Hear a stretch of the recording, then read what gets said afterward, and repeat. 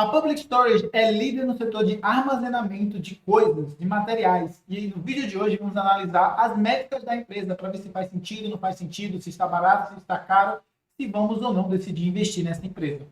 Se você não me conhece ainda, muito prazer. Eu me chamo Yuri Leite, sou consultor e mestre em investimento. E antes da gente entrar no vídeo, eu só peço para você deixar aquele seu like aqui embaixo e se inscrever no canal, pois todas as semanas a gente traz vídeos como esse, fazendo análise de um REIT, tanto da parte do modelo de negócios, que foi o que a gente trouxe no vídeo de ontem, quanto também da parte fundamentalista, para ver se barato, caro, todas essas outras coisas que eu mencionei agora há pouco.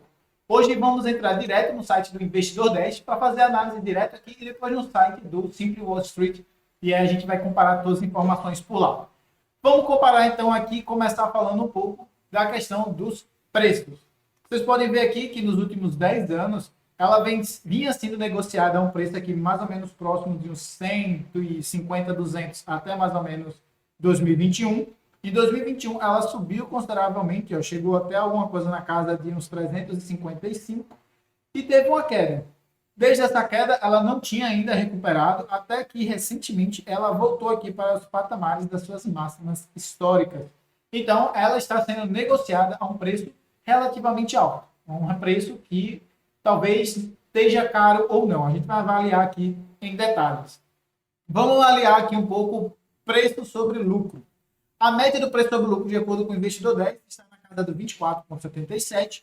E perceba que ela tem ficado mais ou menos nesse range, até que em 2022 caiu consideravelmente, possivelmente por conta de uma grande queda no preço da cotação, como a gente acabou de ver que teve a grande queda depois de 2021. E depois ela voltou a subir e hoje já está em 30,18, o que é acima da média aqui de preço sobre lucro, o que indicaria que, pelo menos em relação a essa métrica, ele já está relativamente caro. Se a gente for analisar aqui o preço sobre valor patrimonial, a gente vai poder ver que também está bastante caro. Desde 2020, quando ele passou ali entre 2020 e 2021, ele passou a média de 4,03, ele tem sido negociado a um valor relativamente mais alto, alguma coisa na casa de 10 até mais ou menos uns 50 e não, 60% mais caro do que a média que ele vem sendo negociado aqui nos últimos 10 anos, o que também significaria por esta métrica que ele está relativamente caro. Mas vamos analisar o restante, né? As outras métricas aqui. Descendo então a página, a gente vai poder ver aqui que em relação ao preço sobre lucro, a gente já mencionou, perceba que ele deu uma subida, depois uma grande queda e depois voltou a subir. Com relação a preço sobre receita e preço sobre valor patrimonial, vai seguir mais ou menos a mesma lógica, então não vou entrar muito. Em relação ao dividendo, ele pagava 4,64, foi caindo, aí quando veio a grande queda do preço da ação, ele pagou 8,12%, foi um ótimo momento de entrada, né? Estava pagando bastante aqui em relação ao dividendo, e depois disso ele caiu consideravelmente, muito por conta da subida do preço da ação. Então, quem comprou aqui em 2022 conseguiu ganhar não só com alto dividendo, mas também com um alto retorno sobre o valor investido, né? A patrimônio que subiu consideravelmente. Com relação às margens, né? A rentabilidade da empresa, na verdade. O ROA estava em 11,2, aí foi caindo em relação a 11,2, depois deu uma grande subida e depois agora voltou para uma média. Percebe que a média é mais ou menos aqui, alguma coisa na casa de uns 10, 11%. Então ele está meio que na média por enquanto. O ROI, ele seguiu uma lógica relativamente parecida, não, ele estava maior, aí deu uma leve queda, depois subiu consideravelmente, subiu ainda mais e agora está bem acima dos 14. Então, o ROI é um ponto muito positivo aqui, eles estão conseguindo ter maior rentabilidade. Com relação ao ROI, que era 0,00, agora 11 e 11, né? Então, não vou falar muito porque não tem como comparar com o que estava antes. Agora, vamos falar da parte de margens especificamente, né? A margem deles era 44%, chegou a bater até 99% aqui em 2022, então eles conseguiram ter uma margem muito, muito grande, e agora voltou para a casa dos 40 e poucos por cento. A média aqui é em torno desses 45, 47%, é mais ou menos por aí que fica na média, então eles estão mais ou menos na média em termos de margem. Com relação à margem bruta e operacional, deve ter seguido mais ou menos a mesma lógica, né? Deu uma queda, subiu e manteve aqui mais ou menos em 70%, e a margem operacional também relativamente bom. Então, com relação à margem, está fazendo bastante sentido. Com relação ao preço que está sendo cobrado pelo EBIT, deve ser alguma coisa próxima aqui, o preço sobre receita e o preço sobre lucro, então não vou comentar muito. Com relação ao valor por ação, vocês podem ver que ele tem se mantido basicamente aqui perto da casa de uns 50, 50 e poucos. Então, está até um pouco acima da média. Se a gente for fazer as médias aqui, a aritmética vai ficar aqui um pouco acima da média. Então, ponto positivo para eles também.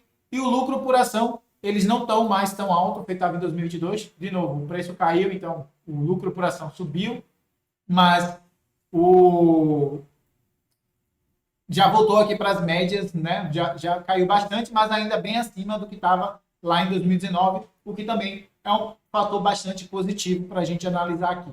Chegando então aqui embaixo, vamos analisar a questão dos dividendos, né? O dividendo vocês podem ver que fica aqui em torno de 4, mais ou menos, aí deu uma leve queda para 2021, provavelmente por conta daquela grande subida, né? Então o valor percentual aqui fica menor, fica menos representativo, aí ele subiu, provavelmente por conta da queda do ativo, e depois volta aqui ficando mais ou menos perto dos 4%.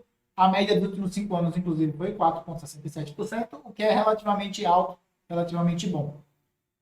Vamos descer um pouco mais aqui, vamos analisar agora a questão das receitas. A gente pode ver que as receitas, até mais ou menos 2020, elas subiam, mas não tanto assim. Aí de 2020 para 2021 subiu bem mais, e depois para 2022 subiu bem mais, para 2023 também subiu bastante. Aí agora entre 2023 e os últimos 12 meses tem se mantido mais ou menos constante. Então não deve ser uma diferença tão grande assim, a não ser que até o final do ano eles consigam angariar aí mais receita para a empresa. Olhando aqui então, vamos analisar um pouco do que aconteceu com relação aos resultados do balanço, né? Vocês podem ver que a receita estava na casa de 2,92, aí subiu, como eu falei, subiu, então a receita subiu bastante.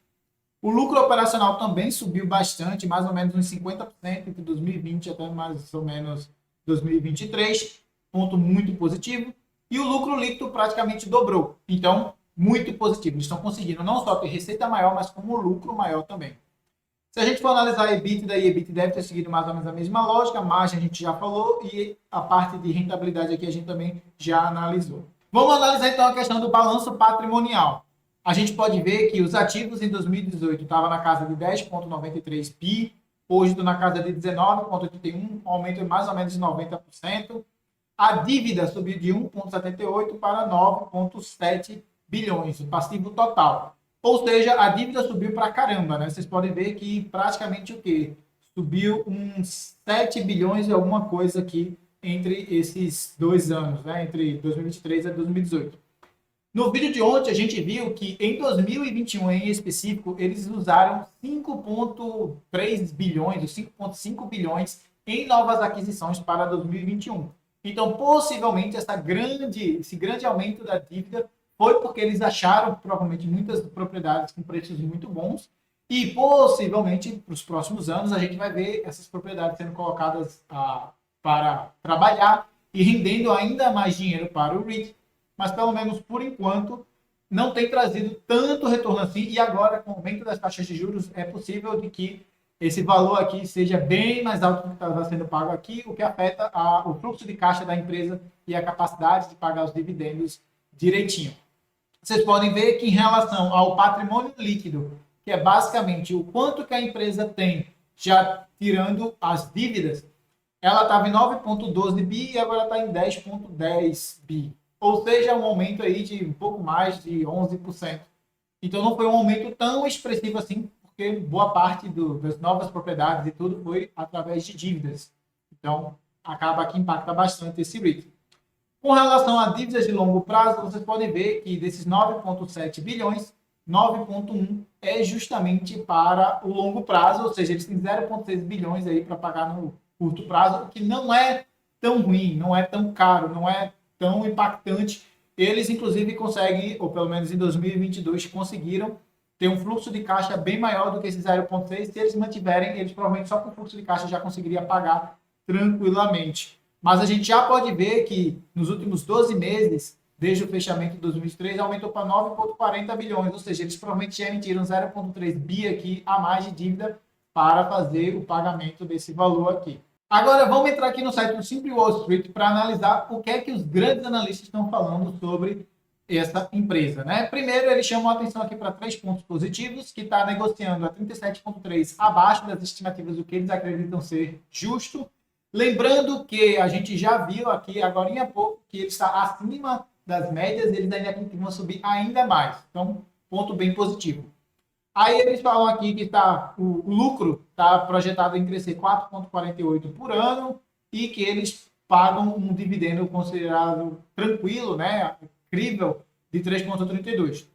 Aí dentro da parte de risco, eles chamam a atenção para o alto nível de dívida. A gente acabou de analisar aqui que tinha bastante dívida e que as margens desse ano são menores do que as margens do ano passado, né? Então, de 2023 em relação a 22, eles tiveram um decréscimo considerável das margens.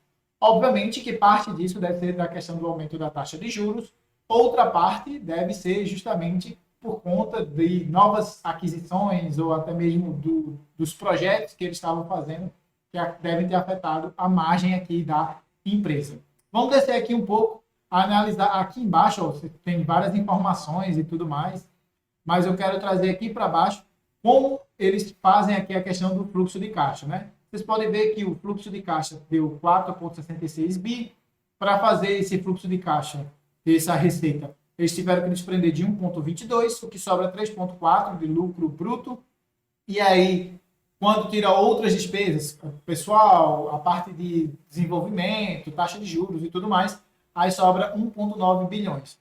Com relação à dívida sobre o equity, que é a proporção do quanto a dívida está em relação ao equity da empresa, ele explica isso aqui, basicamente está em 100%. Então, quase 100%. Então, assim, está relativamente alto, mas não tão alto feito os outros que a gente trouxe nas semanas passadas. Vamos descer mais um pouco, que aqui embaixo tem o que eles acreditam ser o preço justo. Eles estimam que o preço justo para essa ação é de 577 dólares aproximadamente, hoje está na casa de 361, o que é uma oportunidade de ganhar 37,3% em relação ao valor total, mas se a gente fizer a conta aqui, ó, 577 menos 361 vai ser igual a 216, em relação aos 316, é uma oportunidade de ganhar aproximadamente 68%. 68,35% é o potencial de subida que eles acreditam, que eles estimam para a Public Storage. Descendo mais um pouco aqui embaixo, eles trazem uma comparação aqui, ó, com outras empresas, e aí eles trazem com a National Storage Affiliate Trust, a ClubSmart, Issue Space Storage e a Digital Realty Trust. Essa comparação com a Digital Realty Trust não é muito justa, daria para a gente trocar, mas não eu vou ignorar ela porque ela não é tão relevante. O ponto é que em relação ao crescimento de lucro, essas empresas estão tendo 11,5 aqui a Issue Space Storage, a 4,5 a Public Storage e 2,5 a CubeSmart.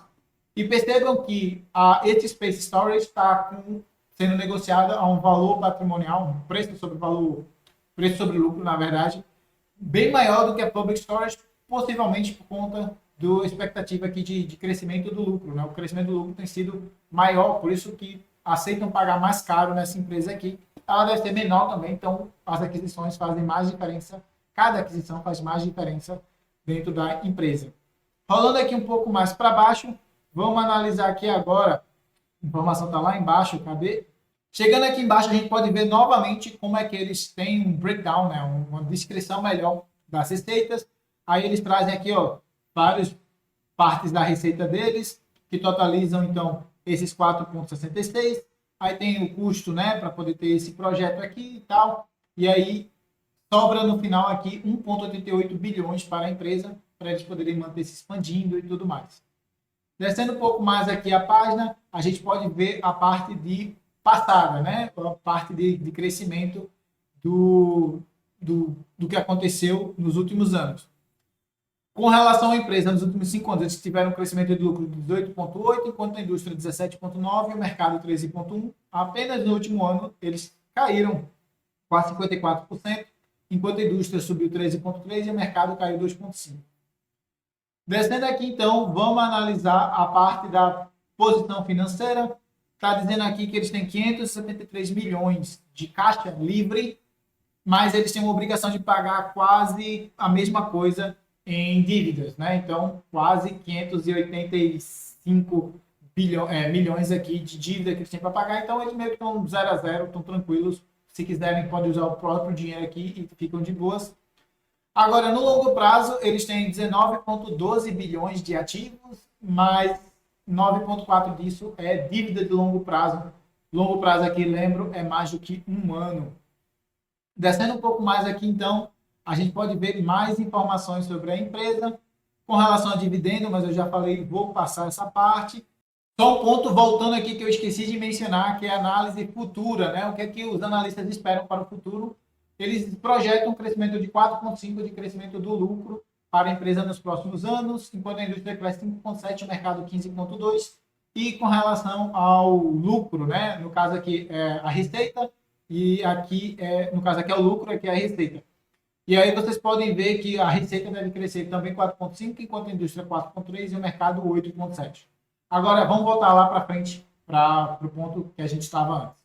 Vamos analisar, então, a questão dos insider traders, né? Insider traders são pessoas dentro da empresa que têm informações privilegiadas, que estão lá trabalhando ou que mandam, são diretores e tal. E o que é que eles estão fazendo com as suas ações? Vocês podem ver aqui que de 9 a 12 meses teve uma venda relativamente grande, de 4,1 milhões. Em 3 a 6 meses vendeu quase 109 mil. E de 0 a 3 meses venderam aproximadamente 136 mil apenas. E com relação à compra, teve alguém aqui que comprou aproximadamente 600 mil dólares, também de 3 a 6 meses. Então, uma movimentação um pouco, vamos dizer assim, conturbada. Tirando essa grande movimentação, essa grande venda aqui que 3 pessoas fizeram, de 4,1 milhão, em relação, tirando essa venda grande que fizeram, né, 3 pessoas fizeram de quase 4,1 milhão, o resto aqui eu diria que é tranquilo, provavelmente alguém de dentro da empresa que está precisando de dinheiro e tal, então relativamente tranquilo. Vamos ver então quem é que manda nessa empresa. Ó, 79%, quase 80% são instituições que compraram as ações. Individual insiders, né, pessoas de dentro da empresa, detêm 10,2%, então um valor bem alto em relação à comparação aos outros que a gente mencionou. Público em geral, eu e você que decide alocar direto na empresa, em vez de ETF, compra direto a ação da empresa, está com 9,81%. E o governo tem 0,127, uma participação quase que ridícula. Em relação a top shareholders, né? Quem é que manda na empresa? Como sempre, a gente tem a Vanguard, eu lembro aqui, é BlackRock também.